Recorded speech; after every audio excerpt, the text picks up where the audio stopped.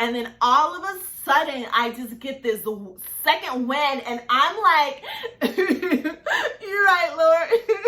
And then I just started crying hysterically again. You're right, Lord. He was like, I gave you that dream. I gave you that vision. I believe in you, and that's all that matters. Welcome to a Chosen Cover Girl, where we talk about living life full of joy, confidence, and faith, as well as everything in between. I'm your girl, Daniela. And today, guys, we're going to talk about faith. We're going to talk about believing in yourself. We're going to talk about believing in you and not requiring the validation of others. When we say faith, it's not about faith in any religion or spirituality. It's having faith in you, because it's important to have faith in yourself. So let me tell you, I mean, this thing called life, it can be very discouraging sometimes. And sometimes, we want the validation of others. And, we want people to tell us that we're doing a good job. And we want people to cheer us on, because we do have self-doubt. We do wonder, is it ever going to happen for us? Is it ever going to happen for me? And it's natural. It's a natural thought process, especially when you see that other people who are maybe in your same industry, in your same field, they're thriving, they're doing so well, and you're like, well, what's going on with me? Like, what's the issue? Why do I feel like I'm stagnant? Why do I feel like I'm being hindered? I'm not thriving, that, things just aren't happening for me. You may have a vision for yourself, and you may have these goals and these plans, and it's just not coming out, and it's just not happening as soon as you would like for it to. And so I'm here to just remind you to not just be patient, but to keep the faith. Keep the faith in the process. Keep the faith in the journey, and keep having faith in yourself. You guys know I have a story for most of the things that I talk about, and I love to share my story. I know my stories. I know sometimes my husband's like, why do you keep putting my business out there? Or why do you have to let everybody know everything? And I'm like, hey, because someone needs to hear it. Someone needs to know that they are not alone.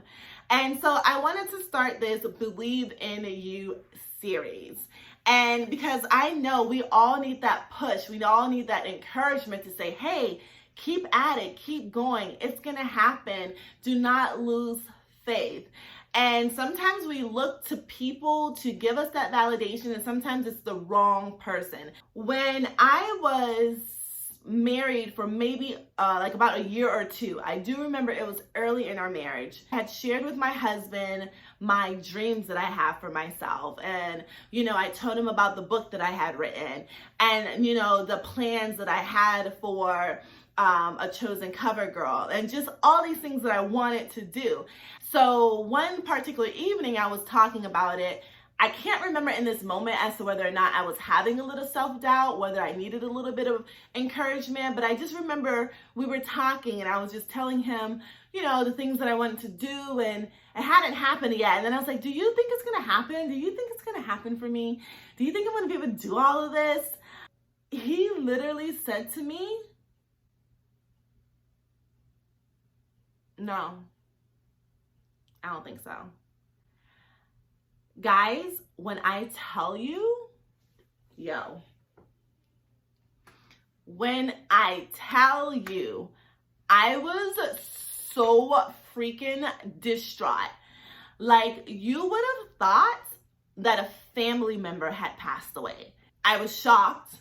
I excused myself to my bedroom, and that was all she wrote. I cried myself to sleep that night. Here, Lord, you gave me this husband who doesn't even believe in me.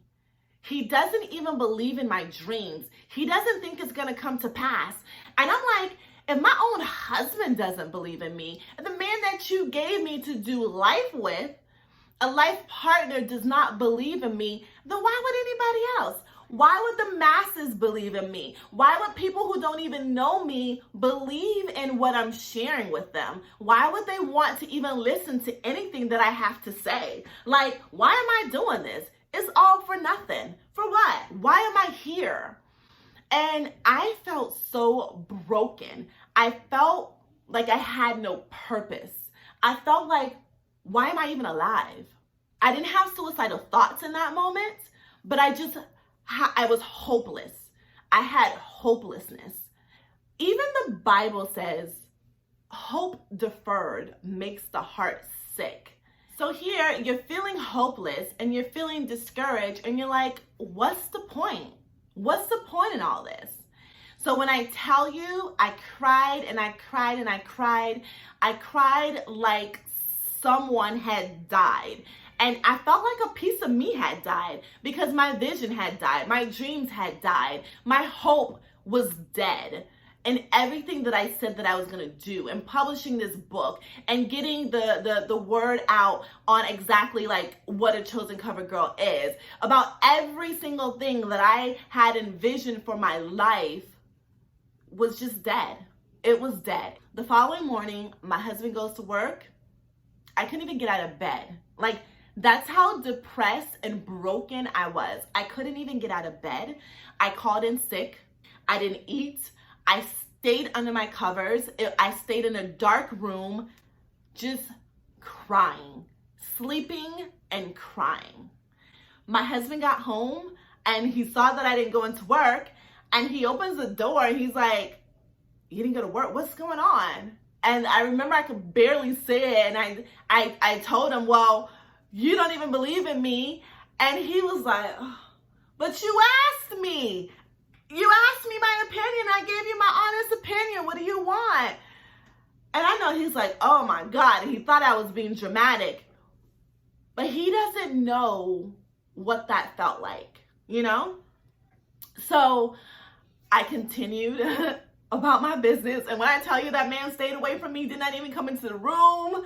It was again that day, he was just like, man. So I remember going into the bathroom, looking at myself in the mirror, and my eyes were bloodshot red. You guys know how it is when you're crying and you look yourself in the mirror and you look a hot mess. Tears, eyes swollen from crying the entire night, the entire day, bloodshot red.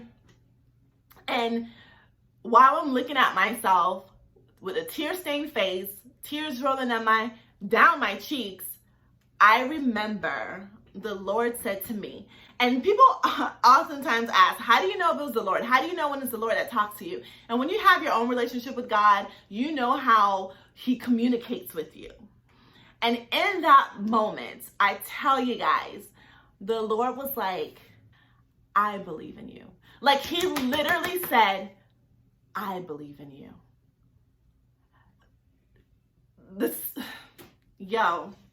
I can't even explain it. It was